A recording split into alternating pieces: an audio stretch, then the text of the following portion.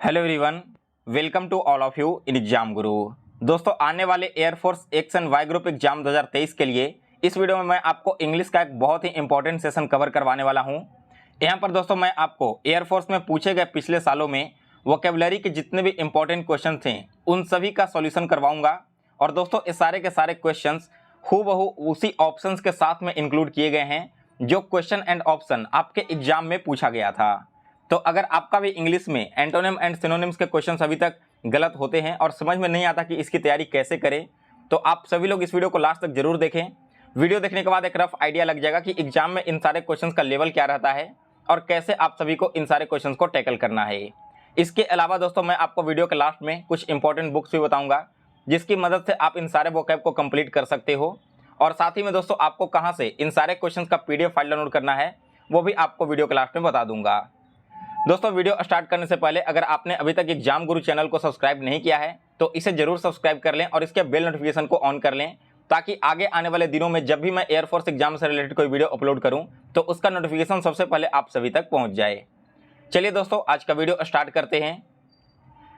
तो सबसे पहला क्वेश्चन देखो आप सभी के सामने स्क्रीन पे है। क्वेश्चन में कहा गया है कि antonym of the word confess is. Confess word का एंटोनिम यानी कि अपोजिट वर्ड बताना है। दोस्तों कन्फेस का मतलब होता है स्वीकार करना या फिर किसी भी प्रकार का जो अपराध आपने किया हो उस अपराध को स्वीकार कर लेना।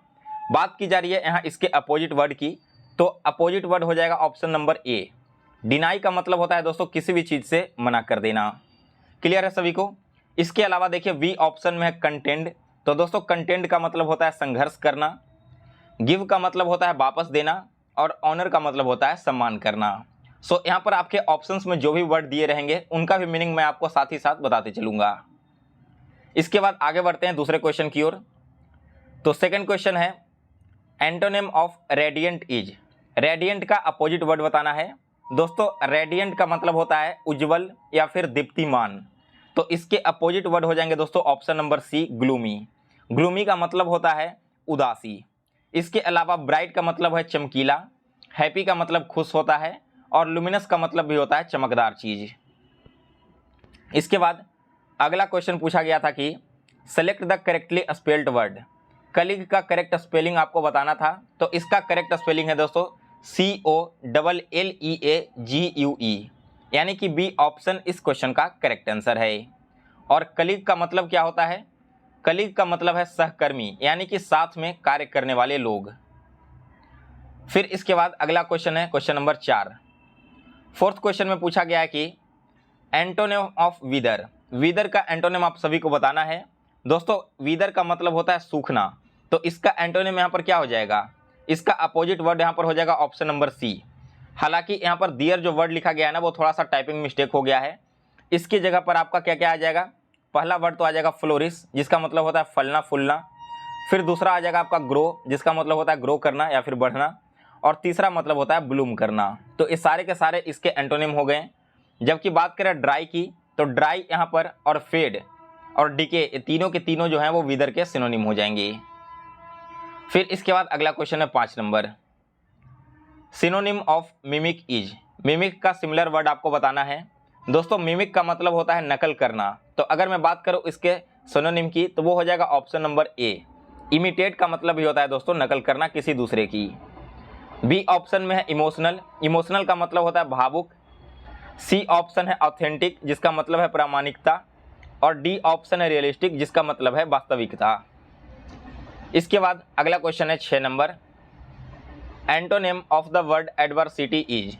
एडवर्सिटी का एंटोनिम आप सभी को बताना है। और दोस्तों एडवर्सिटी का मतलब होता है आपदा। तो यहाँ पर इसके एंटोनिम क्या हो जाएंगे? इसका एंटोनिम यहाँ पर हो जाएगा दोस्तों प्रॉस्पेरिटी यानी कि ऑप्शन नंबर ए इस क्वेश्चन का करेक्ट आंसर है। इसके अलावा माइजरी एंड कैलामिटी ये दोनों के दोनों एडवर्सिटी के सिनोनिम हो जाएंगे। कैलामिटी का मतलब होता है दोस्तों आपदा और माइजरी का मतलब कष्ट हो जाएगा। इसके अलावा जो क्यूरियोसिटी है, क्यूरियोसिटी का मतलब होता है जिज्ञासु व्यक्ति। फिर इसके बाद आगे बढ़ते हैं अगले क्वेश्चन की ओर। तो नेक्स्ट है क्वेश्चन नंबर 7। क्वेश्चन कह रहा है कि ट्रिवियल का सिनोनिम क्या होगा? दोस्तों ट्रिवियल का मतलब होता है मामूली। तो इसके अगर मैं सिमिलर वर्ड की बात करूं तो वो हो जाएगा आपका ऑप्शन नंबर सी अनइम्पॉर्टेंट। जबकि इसके एंटोनिम हो जाएंगे सिग्निफिकेंट और इम्पोर्टेंट।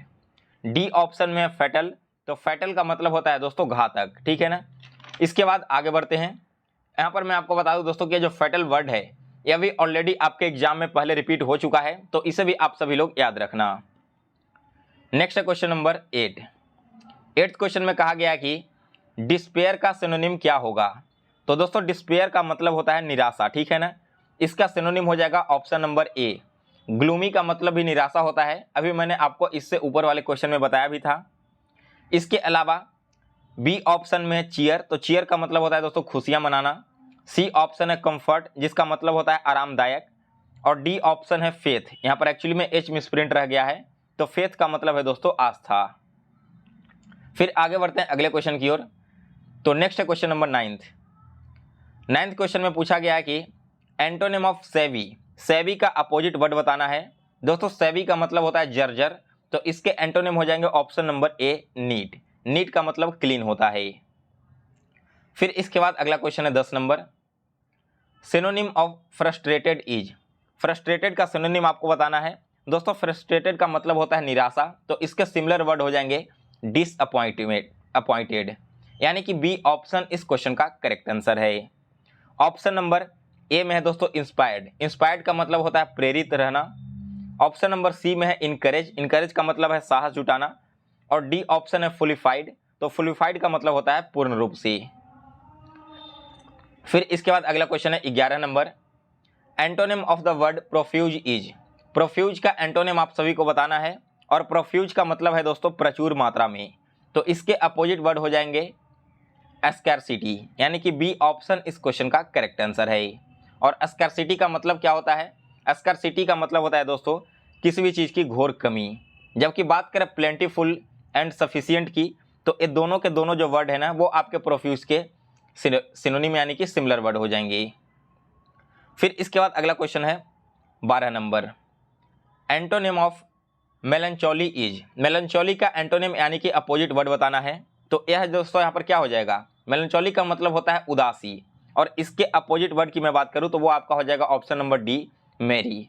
मैरी का मतलब होता है दोस्तों आनंदित, आपने सुना भी होगा मैरी क्रिसमस लोग बोलते हैं, तो यहाँ पर क्या हो गया मैरी का मतलब इसके जस्ट अपोजिट हो जाएंगे जिसमें आनंद और खुशियाँ मनाई जाए। जबकि ग्लूमी, सैड और सॉरोफुल ये तीनों के तीनों मेलनचोली के एंटोनिम यानी कि यहाँ पर सिनोनिम हो जाएंगे। फिर इसके बाद अगला क्वेश्चन है 13 number. Synonym of the word alleviation is, alleviation का सिमिलर वर्ड आप सभी को बताना है। एलिविएशन का मतलब होता है दोस्तों निवारण करना या फिर किसी भी चीज़ को हटा देना, तो इसके सिमिलर वर्ड हो जाएंगे दोस्तों मिटिगेशन, यानी कि सी ऑप्शन इस क्वेश्चन का करेक्ट आंसर है। बी ऑप्शन में दोस्तों एगोनी, एगोनी का मतलब पीड़ा होता है, और यह जो वर्ड है वो ऑलरेडी 2 से 3 बार एयरफोर्स के एग्जाम में रिपीट हो चुका है। आगे आने वाले एग्जाम में भी इसे पूछे जाने की बहुत ज़्यादा संभावना है। फिर है आपका इंजूरियस, तो इंजूरियस का मतलब होता है दोस्तों खतरनाक। और सफरिंग का मतलब क्या होता है, सफरिंग का मतलब होता है सहन करना। इसके बाद अगला क्वेश्चन 14 नंबर। 14 नंबर क्वेश्चन कह रहा है कि synonym of the word regression is, regression का आप सभी को सिमिलर वर्ड बताना है। तो दोस्तों रिग्रेशन का मतलब होता है वापस आ जाना, इसके सिमिलर वर्ड हो जाएंगे रिटर्न, यानी कि ए ऑप्शन इस क्वेश्चन का करेक्ट आंसर है। बिगिनिंग का मतलब होता है शुरुआत करना, गिव अप का मतलब होता है हार मान लेना, और लिव का मतलब होता है छोड़ देना। इसके बाद अगला क्वेश्चन है 15 number. Antonym of the word intelligent is, intelligent का एंटोनिम यानी कि अपोजिट वर्ड बताना है। तो यह हो जाएगा दोस्तों आपका डार्क, यानी कि डी ऑप्शन इस क्वेश्चन का करेक्ट आंसर है। ऑप्शन नंबर ए में है क्रिएटिव, क्रिएटिव का मतलब होता है दोस्तों रचनात्मक। और सी ऑप्शन है ब्राइट, जिसका मतलब है चमकीला। फिर इसके बाद अगला क्वेश्चन है 16 number. Synonym of the word Audible is, Audible का आप सभी को सिनोनिम बताना है। तो ऑडिबल का मतलब होता है दोस्तों लाउड, यानी कि सुनाई देने योग्य, तो इसका सिमिलर वर्ड हो जाएंगे ऑप्शन नंबर ए। फिर इसके बाद बी ऑप्शन में ऑब्सक्यूर, तो ऑब्सक्यूर का मतलब होता है दोस्तों अस्पष्ट रूप से, यानी कि जो स्पष्ट ना हो। सी ऑप्शन में है वॉग, तो वॉग का मतलब होता है दोस्तों धुंधला, यानी कि जो दिखाई न दे। और क्लियर का मतलब भी वह हुआ जो साफ साफ पता न चल सके। फिर इसके बाद अगला क्वेश्चन 17 नंबर है। इनकरेक्टली स्पेल्ड वर्ड इज, यहाँ पर 4 वर्ड्स दिए गए हैं, आपको बताना है कि इनमें से कौन सा वर्ड इनकरेक्ट है। तो देखिए जो बी ऑप्शन है ना स्पेसियस, इसका यहाँ पर स्पेलिंग गलत दिया गया है। स्पेसियस का करेक्ट स्पेलिंग है दोस्तों SPACIOUS, यानी कि बी ऑप्शन इस क्वेश्चन का करेक्ट आंसर है। फिर ऑप्शन ए में है दोस्तों पेक्युलर। पेक्युलर का मतलब होता है दोस्तों विचित्र, मीडियम का मतलब माध्यम। इसके बाद अगला क्वेश्चन है 18 number, synonym of the word laudable is. Laudable का सिनोनिम आप सभी को बताना है। तो दोस्तों यहाँ पर लाउडेबल का मतलब होता है दोस्तों प्रशंसनीय। इसके सिमिलर वर्ड हो जाएंगे कमेंडेबल, यानी कि ऑप्शन नंबर ए इस क्वेश्चन का करेक्ट आंसर है। बी ऑप्शन में है कंडेम। तो कंडेम का मतलब होता है दोस्तों निंदा करना। और सी ऑप्शन में अनवर्दी। अनवर्दी का मतलब होता है दोस्तों अयोग्य, यानी कि जो योग्य ना हो। और डी ऑप्शन हैप्पी है, जिसका मतलब खुश होना। फिर इसके बाद अगला क्वेश्चन है 19 number, synonym of the word genuine is. Genuine का आप सभी को सिमिलर वर्ड बताना है। जेन्युइन का मतलब होता है असली, तो इसके सिमिलर वर्ड हो जाएंगे ऑथेंटिक, यानी कि ए ऑप्शन इस क्वेश्चन का करेक्ट आंसर है। इसके अलावा बी ऑप्शन में है डाउटफुल। तो डाउटफुल का मतलब है दोस्तों संशय। यहाँ पर डी ऑप्शन है सेमफुल। सेमफुल का मतलब होता है शर्मनाक। और सी ऑप्शन है सस्पिशियस। सस्पिशियस का मतलब क्या हो गया, संशयपूर्ण। फिर इसके बाद अगला क्वेश्चन है 20 number, verb form of regular is. 4 options यहाँ पर दिए गए हैं। तो एक लास्ट क्वेश्चन मैंने आप सभी के लिए छोड़ा था, आप एक बार कमेंट करके बताना कि रेगुलर का वर्ब फॉर्म क्या होगा। तो ये थे दोस्तों आपका टोटल इंपॉर्टेंट 20 वोकेबलरी के क्वेश्चंस जो आपके पिछले साल air force x and Y group में इंग्लिश के पेपर में पूछा गया था। वीडियो समाप्त करने से पहले दोस्तों एक छोटी सी इन्फॉर्मेशन है आप सभी के लिए। अगर आप इस बार एयरफोर्स वाई ग्रुप एग्जाम में अपीयर होने जा रहे हो और आपको जीके एंड जीएस सब्जेक्ट में प्रॉब्लम हो रही है, तो आप सभी के लिए एक शानदार ई बुक यहाँ पर लॉन्च किया गया है। दोस्तों इससे पिछली बार भी जो एग्जाम हुआ था एयरफोर्स वाई ग्रुप का, वहाँ पर मैक्सिमम क्वेश्चन डायरेक्ट इसी ई बुक से देखने को मिला था। और अगर आप इसे एक बार अच्छे से कवर कर लेते हो तो आपको जीके और जीएस के लिए कहीं से भी और कुछ पढ़कर जाने की जरूरत नहीं पड़ेगी। इस ई बुक में आपको एयरफोर्स वाई ग्रुप के जीके के सिलेबस का कंप्लीट टॉपिक वाइज क्वेश्चन दिया गया है, जो कि हिंदी एंड इंग्लिश दोनों लैंग्वेज में है। और इसे परचेज करने के लिए आप या तो मेरे व्हाट्सएप नंबर 9430042848 पर मैसेज कर देना, या फिर इंस्टा मोजो से डायरेक्ट परचेज कर सकते हो। इंस्टा मोजो का लिंक आपको इसी वीडियो के डिस्क्रिप्शन बॉक्स में मिल जाएगा। सो गाइस फिलहाल इस वीडियो में बस इतना ही। अगर आपको आज का यह वीडियो पसंद आया हो तो इसे लाइक और शेयर करें। और दोस्तों आप सभी लोग चैनल को जरूर सब्सक्राइब कर लें। इसके अलावा बेल नोटिफिकेशन को भी ऑन कर लें, ताकि जैसे मैं कोई नई वीडियो अपलोड करूं तो उसका नोटिफिकेशन आप तक पहुंच जाए। दोस्तों आज के लेक्चर का PDF आप सभी लोग examgurujob.in से डाउनलोड कर लेना। मैंने वेबसाइट का लिंक इसी वीडियो के डिस्क्रिप्शन बॉक्स में दे दिया है। तो मिलते हैं दोस्तों फिर से एक नए वीडियो में। तब तक के लिए जय हिंद, जय भारत। आप सभी को एग्जाम के प्रिपरेशन के लिए बेस्ट ऑफ लक।